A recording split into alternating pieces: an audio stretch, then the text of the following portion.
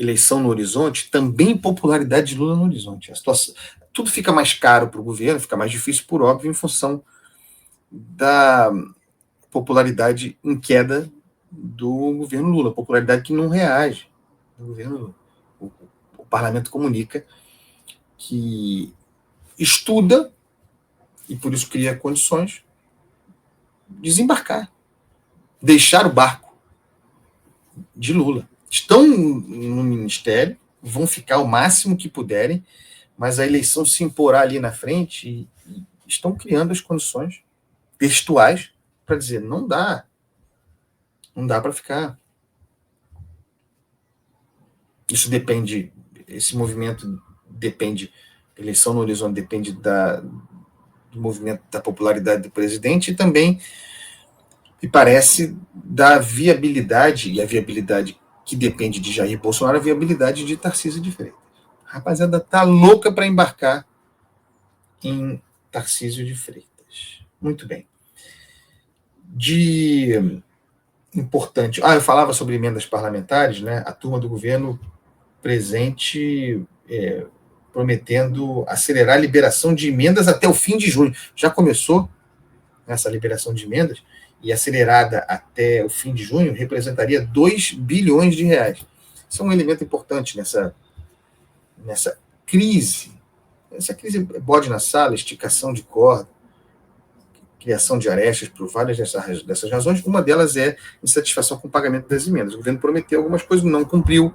Flávio Dino, tesoureiro de emendas parlamentares, atuando, segurando, prendendo, criando dificuldades da percepção do parlamento, percebido Dino pelo parlamento como digamos assim, um líder governista na Corte Constitucional. Essas coisas existem. Essa é a situação. Agora, não nos iludamos sobre... Já foi assim, já terá sido assim. As eleições próximas, o preço sobe. Não nos iludamos sobre ser o pagamento de emenda razão suficiente para que a coisa volte a girar. Já se está em outro lugar aqui. Então, ontem, o que houve de mais importante? Eu acompanhei esse troço, né? Fiquei assistindo essa sessão. Aos 47 do segundo tempo, Davi Alcolumbre leu o requerimento de criação da CPMI do roubo aos aposentados. Havia uma promessa de que isso acontecesse mais cedo, em junho, dependia da sessão conjunta, e não havia alternativa para Alcolumbre se não ler. Havendo a sessão conjunta, e houve ontem, não havia razões regimentalmente imposta a leitura do requerimento. Agora, digamos assim, com a levada da leitura ao limite, porque agora é isso, né? Nós estamos ontem, 17 de junho, agora é festa junina, recesso, viagem, a instalação da CPMI, que agora precisará ser instalada, lido o requerimento, essa instalação ficou para o segundo semestre. Então, daqui até lá, o governo cultivará a fantasia de conseguir melhorar a sua situação. Isso também é uma ilusão, né? O governo não conseguiu organizar a fantasia da reorganização de uma base de apoio. Isso é uma das coisas mais bárbaras que existe. A ideia de que o governo, que nunca conseguiu organizar a sua base para valer, e, claro, isso em grande parte deriva da autonomia pervertida do parlamento em função dos disparos dessa nova cultura de emenda parlamentar, de domínio do parlamento sobre as emendas. O governo nunca conseguiu montar uma base de apoio.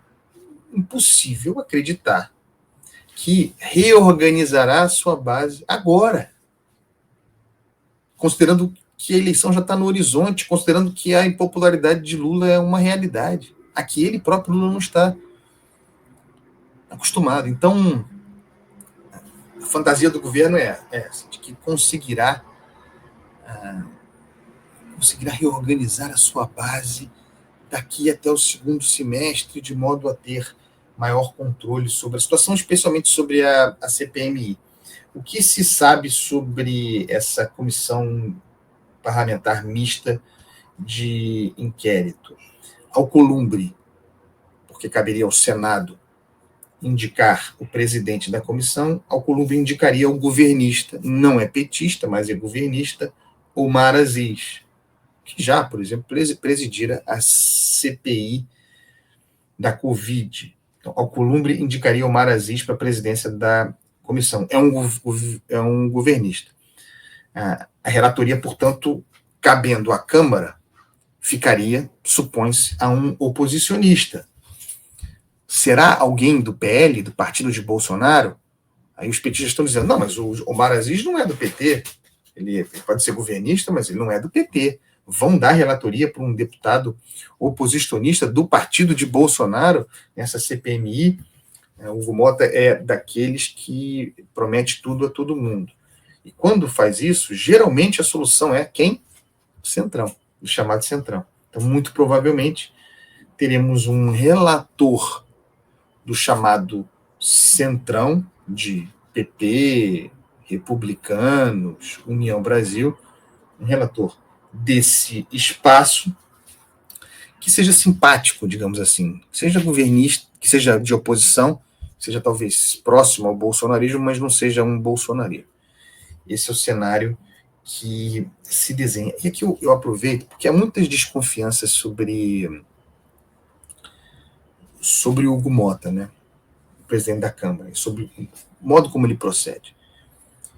Eu não conheço o Hugo Mota pessoalmente, não é um juízo individual sobre o sujeito Hugo Mota, é sobre o deputado federal que preside a Câmara dos Deputados. Me parece alguém fraco.